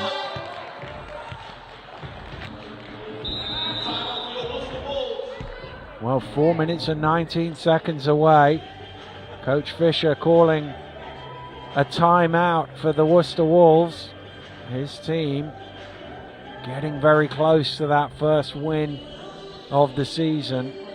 I'm sure this time out is to draw up a play, to try and get them something easy, get the lead back to double figures. While it's in double figures, none of that pressure kicks in as a player. Sometimes it's just good to get people in and settle the nerves a little bit as well, just to refocus their mind on what they're supposed to be doing. Not that I feel like Wolves have lost their concentration, but sometimes it's just good to have a reminder every now and again.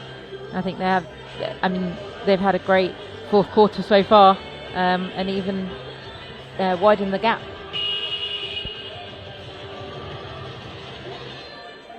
Well, they have worked tremendously hard over the course of the season. Can they get some reward from it here? Of course, once again, ball in the front court, so they'll only get 14 seconds out of this offense.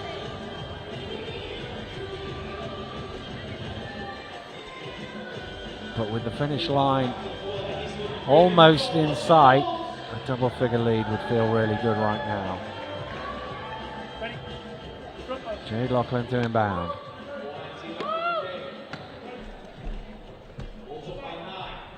Gets it back from Fraser.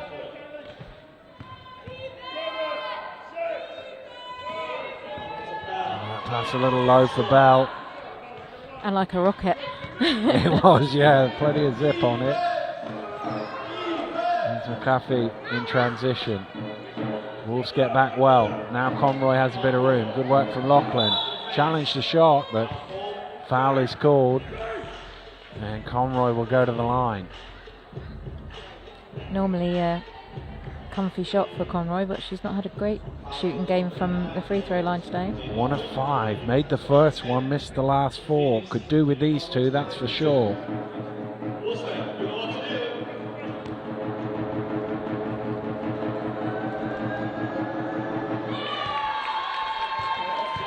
Well, despite the best efforts of the drummer to put her off, Conroy makes the first.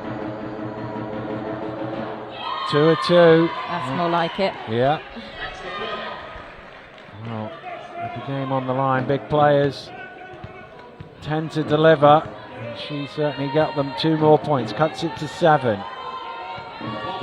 Loughlin has a lane here. Conroy there to take it away. Hope in the key, has the size mismatch, gets the foul, doesn't get the roll, but Hope will shoot 2. Oh, I thought that one was going. Well, I think the Worcester fans were hoping it too. Could have got it back to 10 potentially, but Hope has a chance from the free throw line. This is the first free throw that the Wolves have had in the game.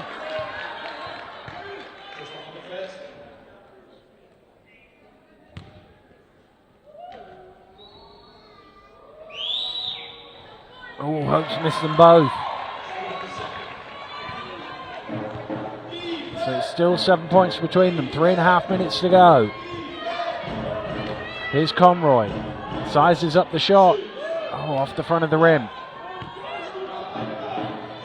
Oh, great outlet from Hope. Loughlin being chased down by Conroy, who blocks the shot. Tremendous recovery from Amy Conroy. I don't even know that Loughlin knew she was there. Well, she wasn't when she looked back. That was the speed of Conroy.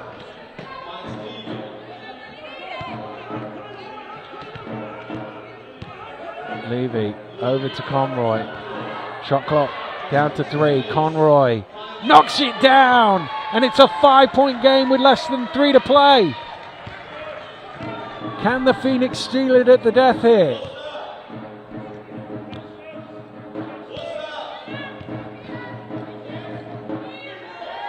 Well, Worcester have led for basically the last 30-odd minutes.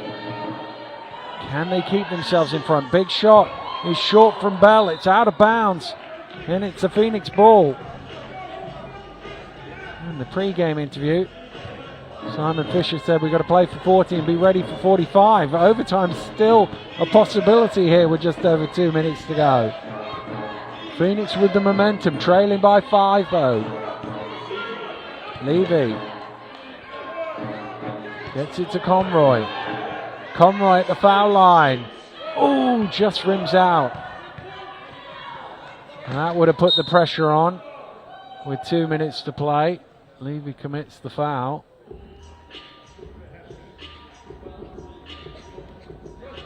Oh, I think the ref was contemplating an unsportsmanlike there. Whether that was just a little too aggressive. But she put her hand out like she was trying to get the ball, so that's an attempt on the ball, right? Yeah.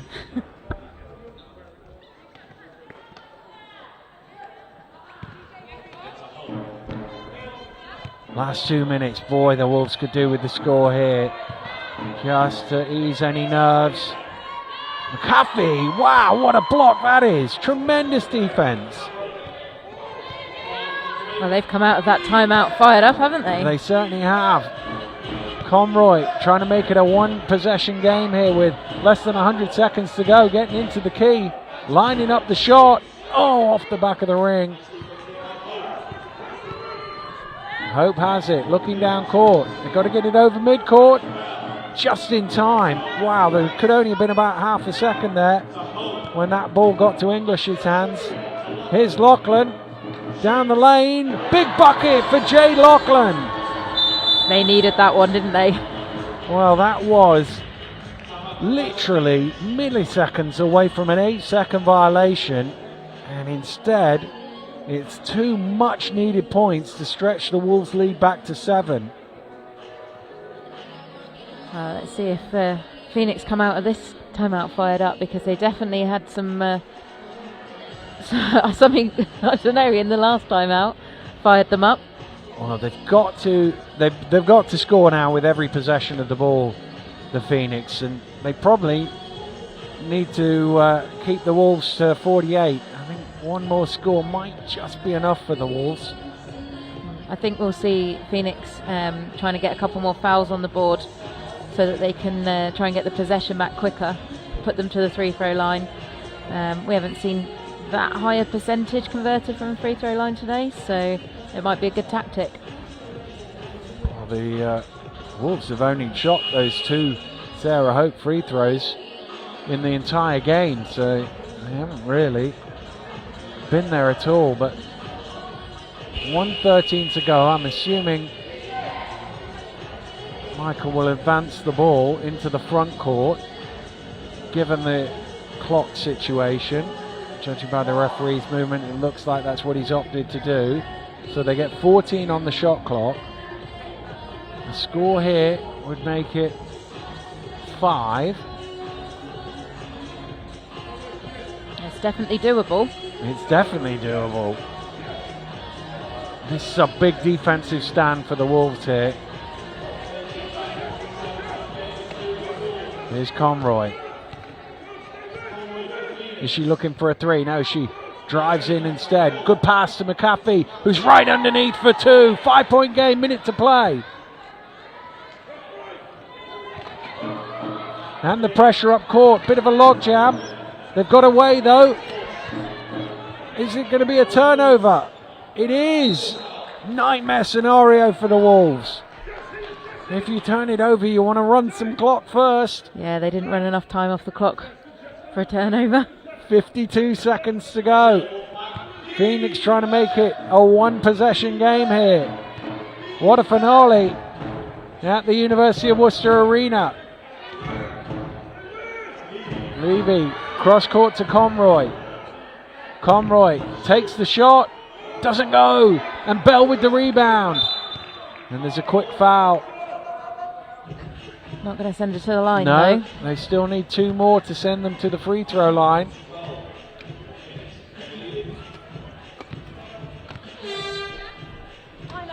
Well, Coach Fisher calling a timeout here. 33.7 seconds to go, up 5. I suppose the interesting question here is, does he advance the ball? Obviously loses 10 seconds off the shot clock, but if fouls are coming, that 10 seconds doesn't matter. And is it easier to inbound the ball this side of the halfway line than that side of the halfway line? There's a lot of things to weigh up. I would probably not advance it, just so that I could run as much time off the clock. but make sure that I've got a big as my first receiver so that it's a easier pass to get it in. Maybe big to big pass. Yeah, so the ball, possession of the ball is roughly in similar spots in the backcourt as to where it would be in the front court if you advance it. But obviously if you advance it into the front court, you can't throw it backwards. And if you don't advance it into backwards, you can throw it backwards. You've got more court to work with, but if you turn it over, they're a lot closer to the basket. Yep. It's a lot to think about. Lots of way up here. I think he's moving it to the front court, is he? He is moving it. Well, Jade Loughlin says we'll have it in the front court. I don't know if Simon Fisher did there, but he's not arguing it, so that obviously was what they drew up. Well, personally, I'd like to run a bit more time off the clock, but I guess it keeps it secure a bit more. My thing is the fouls are surely coming. Yeah. So the clock doesn't matter. Well, they're not coming, and Loughlin's got into the lane and draws a foul that way. So they managed to take 6 ticks off the clock, and they will go to the free throw line because that is a shooting foul. Yeah, I wasn't quite sure if he was going to call that as a shooting foul or not. But I thought she was on the lane to a basket, so it's the right call in my mind. Yeah, same. I thought she'd picked the ball up and was into her shooting motion. Boy, they could do with these two going in. Difference between 5 and 7 is 1 extra score for the Phoenix. First one is good. Well, if you're going to miss one, the second one is better to miss than the first because it's a live ball situation. But she'd much rather it goes in, I'm sure. It's short. Conroy with the rebound. They've got to go quick. They need a 3, really. Conroy throwing it forward to Brown. Can she reach that? Yes, she can, just. Well, they're looking for Conroy as the most obvious 3-point shooter. Here she is. But Hope making it difficult. 3 goes up. And it's off the mark, and that will do it. At the 6th attempt, the Worcester Wolves are going to get their first win of the season. Just 7 seconds remaining.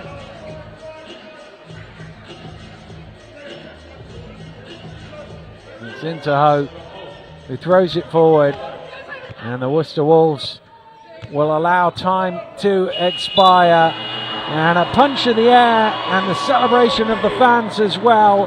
And you have to say, over the course of the 40 minutes, they thoroughly deserved that, the Worcester Wolves. I think so. They were the better team on the day.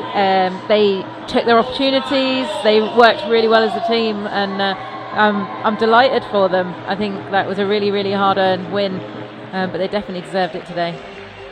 And defensively, they've kept the Phoenix to 43 points. And the interesting thing in the pre-game interview, Coach Fisher was saying, well, we know Amy might get 20 points or something, but can we keep her down on the assist? She got 25 points, only 1 assist, so they weren't allowing her to create for other people, and that is really key because she's an excellent passer of the ball, and if she can find, if you're throwing all the defense at her, she can find the open player. Yeah, I think Phoenix definitely missed Beth Wheeler today. They just didn't have that secondary threat, which takes a little bit of pressure off of Amy Conroy. But I thought they had good spells in that game, but they just couldn't string the good things together for long enough to take the win. Yeah, every time the Phoenix got it back to sort of 3 or 4 points, the Wolves would get something in transition and just push it back. Most of the game it seemed to bounce between sort of 5 and 7 or 8 points, and it was only briefly they got into double figures, and they were pushed right to the end, the Wolves, but they came up with the plays when they needed them, got the stops they required, and defensively you hold a team to 43, you've got a really good shot of winning the game. Yeah, and I think it's worth mentioning Kayla Bell had a fantastic game. I know I said this earlier, but for your low pointer to come out and score, I think, did she get 12 in the end? 10 points, 8 rebounds. It's just crucial. 55% shooting as yeah. well. And if your low pointers are scoring that many points, then that just takes the pressure off the high pointers. It just makes everyone's life a little bit easier. Well, 4 players in double figures when you get 49 is a good spread at the offense as well, isn't it, for the Wolves? Yeah, fantastic. They've found those extra points that they've been missing throughout the rest of the season, and that was the difference today. It certainly was. And the home fans very much enjoyed that one, and the team acknowledging the support that they got from the Worcester crowd here. And well, a memorable day with the first win for the team in the Women's Premier League, and now I'm sure we'll be about building on this for the remainder of the campaign. They've got the monkey off their back, so to speak, and now can they take this performance and build on it in their future games? Yeah, I think they've just progressed every game, haven't they? They've got better, they've worked better together, just really gelling as a team, and you can see that in the way they're playing, and how they are off the court as well. I think it's a really nice little group. I think that Phoenix have that as well, but I feel like Worcester have come further in a shorter space of time. And what do you think Coach Michael Hanson-Morris will take out of this game from the Phoenix point of view? I think they need to find ways to work when they haven't got the main players on the floor. They need to build confidence in the other players on the floor so that they can take more responsibility off of those main players. Just to develop those players, I think, would be what I would take from it. I think there were certain things that didn't work and didn't get changed quick enough, but that's just my opinion. Well, it's all a learning curve as the season goes on, and it's another bit of game tape to go back over and work out where they can improve on for the next game and try and get things going back on track. It certainly looks now as if they will play Cardiff in the playoff games when we get to that, given the way the standings are right now, and so they will be planning and building towards that as they try and get a couple more wins on the board before the season is finished. But very much about the Worcester Wolves today to get that first success on the board. So important for the confidence and the morale of the group. They seemed pretty happy with everything beforehand, but there's nothing better than enjoying that success together. They'll take a huge amount of confidence from this win, and hopefully they can just build upon it in the last few games of the season, and then hit the playoffs with that confidence. It's great to see, and it's great for them to get that win at home as well, because the crowd were great today. Yeah, that's the thing. If you're going to win a game, win it at home. It's always much better than on the road when you can't. Your fans aren't necessarily there to enjoy it. But they will certainly have enjoyed that performance tonight. What time is it? It's 1:30 in the afternoon. It's definitely not tonight. It's force of habit with basketball to think it's in the evening, but it's definitely this afternoon. And that will be pleasing for Coach Fisher and his team. As I say, just a chance to build on this performance and take it into future weeks. And we will get some reaction very shortly from both camps, and we will first of all get the view of Alice McAfee, who finished the game with 10 points and 8 rebounds, 3 assists as well. She's just dropping into our interview spot with Bethan, and we'll have that in just a moment's time. They were obviously beaten 49 points to 43.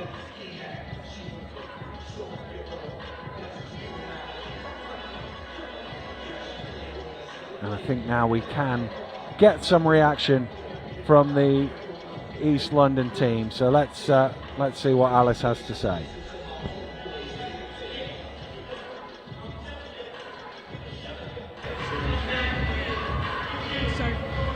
Fantastic match, pretty close at times, but unfortunately not the result that you wanted today.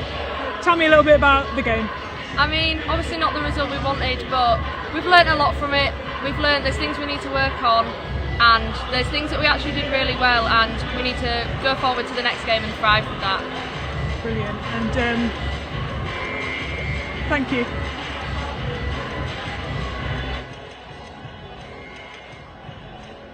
Well, taking the positive, that hold on to the next one mentality there. And, well, that's kind of what you have to do in this sort of situation, isn't it? Get yourself, take the positives out of it, move on to the next one. There'll be a bit of learning, I'm sure. Coach Hanson Morris will review the tape in the week and in the next practice go through the bits that he feels they could have done a little better if they were able to get over for the win.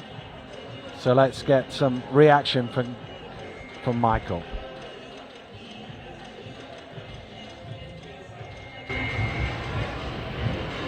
So plenty of positives out there today. Obviously not the result we wanted, but talk to me about that game. Yeah, we need to go back and look at the prep. We need to look at how we go about the game, what we did last night. We came up last night and did that further off. We need to look because it wasn't good enough, and they know that. We talked about little things like communication just wasn't there in the first half, and that's not something you can coach necessarily. There's a lot of accountability on the players for that, and hopefully it's a little bit of an eye knowing that if we don't bring our A game, what we can do. But I'm also pleased with this Worcester team. I talked about pre-gaming about they're dangerous and they can cause problems, and they did today, and we didn't respond well enough. And I think we can go away and learn, and I think we've got some bright spots, but it wasn't enough. And credit to Worcester and Simon, they did a great job and they deserved it. Thank you.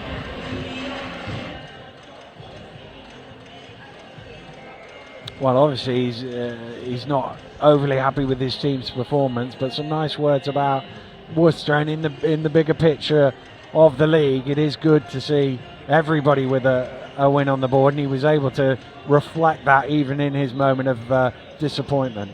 Yeah, it's very sporting. It's what we want to see at these events because it is a great league and everyone's friends here. Indeed. Well, tremendous performance from Jade Loughlin in the game. 13 points, 10 rebounds and 6 assists for her, and she is with Bethan.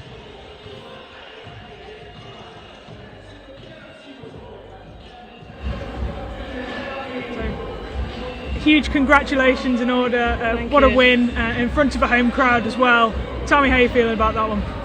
Over the moon, I'm speechless. Like, the girls, we put in a lot of training and we needed that win to come today, and it dropped for us. We were hard, we did what we wanted to do. Everybody played their key part, and I think we're all over the moon so much that we're just going to really give ourselves that win tonight. Perfect. Congratulations. Enjoy the rest of your day. Thank you very much. Cheers. Well, it does sound like they're going to enjoy the remainder of the day and celebrate that win. She played really well though, Jade, didn't she? Yeah, I think in the first half we were saying that she wasn't shooting particularly well, but as a shooter she came in the second half and I think she scored the majority of her points in the second half, and that's kind of what you expect from shooters. She knew she can score, so she just kept taking those shots, the right shots, and they were dropping in the end. Yeah, you've got to have confidence in your shooting ability, and she did, as you say, get 9 of her 13 in the second half. But the fact that those shots weren't going in didn't put her off. She was still contributing to the team overall, and I'm sure Coach Simon Fisher will be delighted to get that first win on the board, and he is now with Bethan.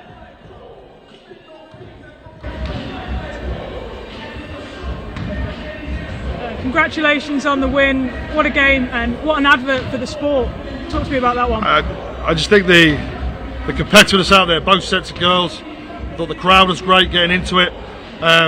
it's a cliche to say that wheelchair basketball was the winner, but I thought that games like that will get people coming back, and I think that both sets of players showed a real desire to want to compete and want to play.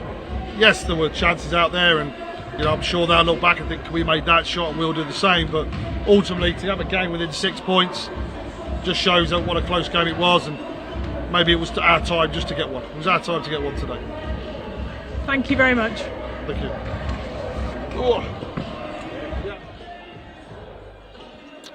Well, yeah, he will be pleased with that result, and he'll be pleased when he sees the league table that there is no longer a 0 in the win column for his side. As we take a look at the standings in the Women's Premier League here so far. Loughborough still undefeated at the top, but in the middle, East London and Cardiff both 3 and 4 now, so battling out for second and third spot. Worcester with the first win on the board, and that will make them feel a lot better going into the final few games of the regular season, and a bit of momentum going into the playoffs, Lou. Yeah, and I think Simon Fish said it really well there.